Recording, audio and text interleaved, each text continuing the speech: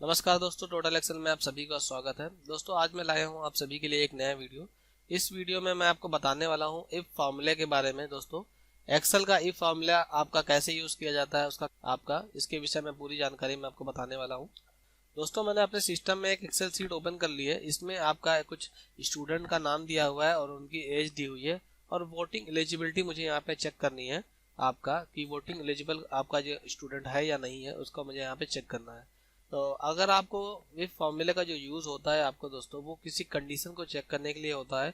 आपका जो भी लॉजिकल टेस्ट होगा उसको यहाँ पे चेक करना होगा आपका। उसमें अगर आपका वो सही है आपका लॉजिकल टेस्ट, तो उसमें कोई रिजल्ट आए, अगर नहीं सही है तो उसमें अलग अलग रिजल्ट आए। इस तरह से आपका ये फार्मूला का यूज़ होता है। इस फार्मूले का यूज़ आपका एक्सेल में किसी भी रिपोर्ट में ज़्यादातर आपका यूज़ किया जाता है। ऑफिस वगैरह में ये ज़्यादा यूज़ होता है। तो दोस्तों मैं यहाँ पे इस फार्मूले का मैं यहाँ पे यूज़ करने जा रहा हूँ। उसके लिए सबसे पहले मैं यहाँ पे इक्वल टू का यूज़ कर लेता हूँ, इक्वल टू लगा लेता हूँ। उसके बाद मैं यहाँ पे इफ़ लिखूंगा। इफ़ लिखने के बाद दोस्तों आप देख रहे हैं यहाँ पे आपका जैसे ही मैंने टैब दबा के इफ़ लिखा है, तो यहाँ पे फॉर्मूले के अंदर जो डिटेल आ रहा है आपका, जो डिटेल्स यहाँ पे आ रहा है, यहाँ पे सबसे पहले लॉजिकल टेस्ट आ रहा है, उसके बाद वैल्यू इफ ट्रू आ रहा है, उसके बाद वैल्यू फेल्स आ रहा है। आपको लॉजिकल टेस्ट करना है, यानी कि मुझे टेस्ट जो करना है उसकी एज से करना है। यानी कि जो ये सी कॉलम में जो एज दी हुई है उसको मुझे टेस्ट करना है। तो मैं यहाँ पे इस पे आपका इस सेल को मैं सेलेक्ट कर लेता हूँ, यानी कि एज की सेल को यहाँ पे मैंने सेलेक्ट कर लिया, यानी कि इस तरह से आपका C2 मैंने सेलेक्ट कर लिया है। अब मुझे इसको चेक करवाना है कि अगर ये वैल्यू जो है दी हुई है, आपकी एज जो दी हुई है अरुण कुमार जी की, इसकी वैल्यू अगर 18 से कम है, यानी कि इसकी वैल्यू जो है लेस देन अगर 18 है, तो यहाँ पे यानी कि अगर ये जो वैल्यू मैं चेक कर रहा हूँ, अगर ये वैल्यू अगर 18 से कम है अगर, तो यहाँ पे जो वैल्यू आएगा वो नॉट एलिजिबल फॉर वोटिंग। यहाँ पे ये इस तरह का मैसेज यहाँ पे आ जाना चाहिए। तो मैं यहाँ पे लिख देता हूँ नॉट एलिजिबल फॉर वोट और मैं डबल कोट से बंद कर देता हूँ।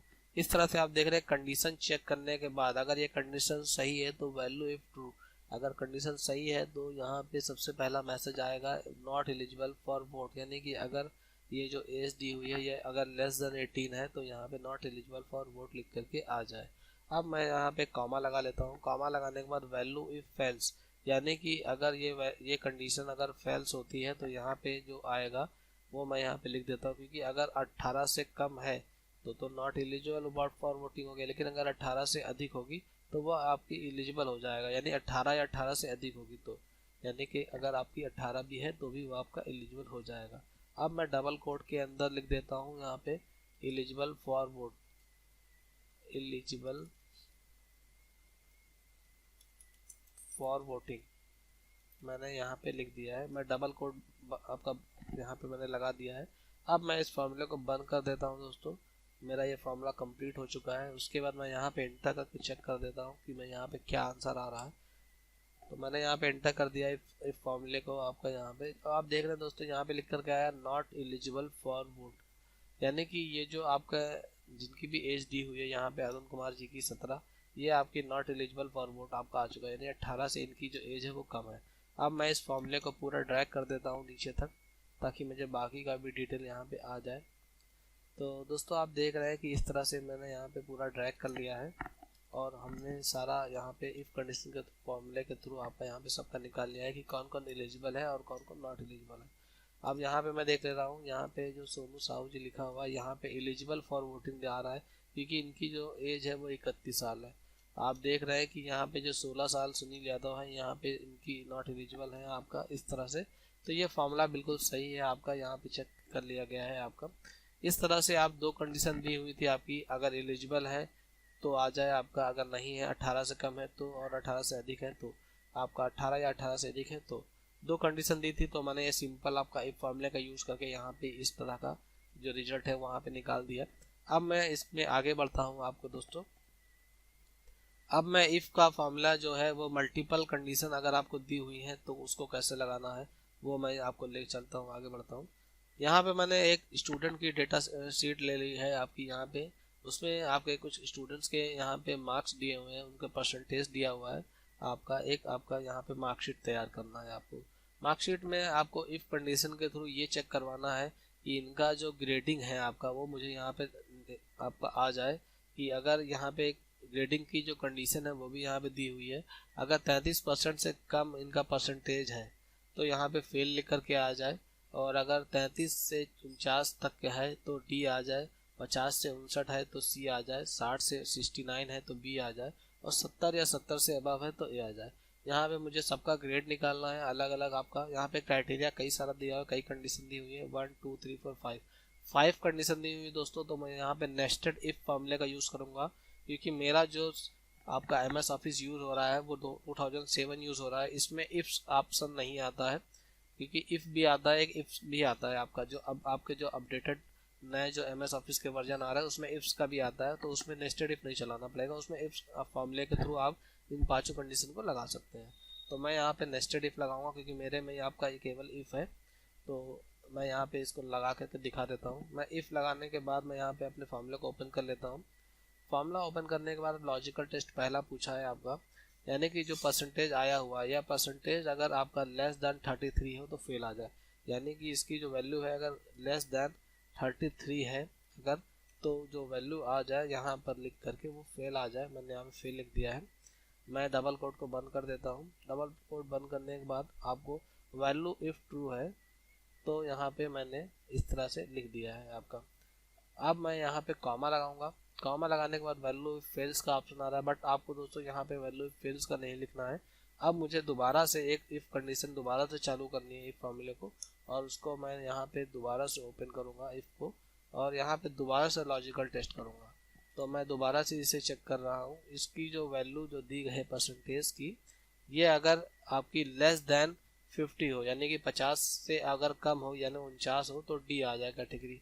यानी कि इसका जो मैं चेक कर रहा हूँ कि यहाँ पे जो इसका जो परसेंटेज है अगर लेस देन 50 हो तो यहाँ पे जो वैल्यू आ जाए, यहाँ पे जो रिजल्ट आए वो डी कैटेगरी का आ जाए, इस तरह से।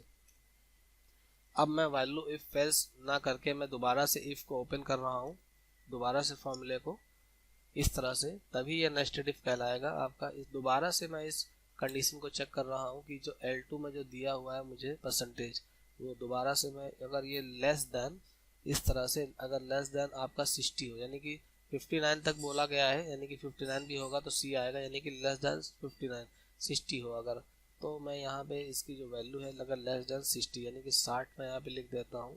मैं लॉजिकल टेस्ट हो गया है, कॉमा डबल कोट लगा करके मैं यहाँ पे लिख देता हूँ सी कैटेगरी, क्योंकि मुझे सी कैटेगरी अब लिखना है। मैंने यहाँ पर सी कैटेगरी आपकी चेक कर दी।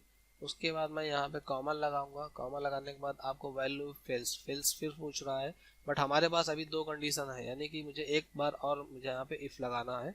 तो मैं यहाँ पे इफ़ दोबारा से लगाता हूँ फॉर्मूले को। मैं दोबारा से इसको ओपन करता हूँ फॉर्मूले को। अब आपको यहाँ पे चेक करना है दोबारा से कि L2 यानी कि ये जो यहाँ पे दिया हुआ था L2, इसमें परसेंटेज की जो वैल्यू है अगर 70 से कम हो तो यहाँ पे बी आ जाए। तो मैं यहाँ पे इसे दोबारा से चेक करवा करके 70 मैं यहाँ पे लिख देता हूँ। 70 लिखने के बाद मैं कॉमा लगाऊंगा, यानी कि इसकी जो वैल्यू है L2 की वो 70% से कम हो तो यहाँ पे बी आ जाए। तो मैं यहाँ पे अगर ये सही हो तो यहाँ पे मैं बी लिख देता हूँ, कॉमा लगाऊंगा दोस्तों। अब मुझे यहाँ पे एक ही कंडीशन दी हुई है, यानी कि वो फेल्स में उसे मैं लिख सकता हूँ। मुझे दोबारा से अब यहाँ पे इफ कंडीशन को ओपन करने की आवश्यकता नहीं है। तो मैं अब करूँगा क्या कि मैं यहाँ पे कॉमा लगा करके मैं यहाँ पे लिख दूंगा ब्रैकेट के अंदर ए कैटेगरी, इस तरह से, क्योंकि मेरा अब जो सारी कंडीशन थे वो ख़त्म हो चुकी हैं। अब मैं इसको बंद कर देता हूँ इस फॉर्मूले को। तो दोस्तों जैसे ही मैं इस फॉर्मूले को यहाँ पे एंटर करूँगा, यहाँ पे जो ग्रेड है वो आपका आ जाएगा इस कंडीशन के अकॉर्डिंग आपका, इस तरह से। तो मैं यहाँ पे एंटर करके देख ले रहा हूँ। मैंने यहाँ पे एंटर कर दिया है, तो आप देख रहे हैं कि यहाँ पे जो कैटेगरी है इसके अकॉर्डिंग आपका यहाँ पे आ चुका है। मैं चेक कर ले रहा हूँ, यहाँ पे 60% लिखा हुआ है, तो यहाँ पे बी कैटेगरी है, यानी कि 60 पे बी है, बिल्कुल सही है। अब मैं इस फॉर्मूले को यहाँ नीचे तक ड्रैग कर लेता हूँ ताकि बाकी का भी यहाँ पे हमारे पास जो ग्रेड है वो यहाँ पे आ जाए, इस तरह से। दोस्तों यहाँ पे आप देख रहे हैं कहीं भी फेल नहीं लिख करके आया, क्योंकि यहाँ पे परसेंटेज में किसी का भी परसेंटेज 33 से कम नहीं है। एक बार मैं यहाँ पे मैनुअली इंटर करके चेक कर लेता हूँ। मैं यहाँ पे 32 लिख करके देख लेता हूँ। तो आप देख रहे हैं दोस्तों यहाँ मैंने 32 लिखा है और यहाँ पे फेल लिख करके आ गया है आपका। और बाकी मैं चेक कर यहाँ पे 53 परसेंटेज आया हुआ तो सी कैटेगरी आई है, और इसके अकॉर्डिंग आप 53% सी कैटेगरी में आ रहा है। यहाँ पे 68 है तो बी कैटेगरी है, और इसके अकॉर्डिंग आपकी बी कैटेगरी है, बिल्कुल सही है। और इसके बाद मैं यहाँ पे ए कैटेगरी के एक बार चेक कर लेता हूँ। यहाँ पे मैं 75 लिख करके देख लेता हूँ। जैसे ही मैं यहाँ पे 75 मैंने दोस्तों लिखा है तो यहाँ पे ए आ गया है, यानी कि ये जो कंडीशन मैंने लगाई है इस फॉर्मूले के थ्रू, जो मैंने फॉर्मूला पूरा यहाँ पे लगाया है वो बिल्कुल सही है दोस्तों। तो दोस्तों इस तरह से आप इफ नेस्टेड इफ फॉर्मूले के थ्रू आप इस तरह ज़्यादा कंडीशन आप अगर दी हुई हैं तो आप इस तरह से उसे यूज़ कर सकते हो इस फॉर्मूले को लगा करके। तो दोस्तों आशा करते हैं कि आपको हमारे इस वीडियो से काफ़ी मदद मिली होगी और आपको ये वीडियो बहुत ही अच्छा लगा होगा। अगर आपको हमारा ये वीडियो अच्छा लगा हो तो हमारे इस वीडियो को लाइक करिएगा और हमारे चैनल को सब्सक्राइब करिएगा। अगर आप हमारे इस वीडियो से रिलेटेड कोई जानकारी चाहते हैं तो हमारे कमेंट बॉक्स में कमेंट करिएगा दोस्तों। तो आज के वीडियो में बस दोस्तों इतना ही। तब तक के लिए धन्यवाद दोस्तों। जय हिंद।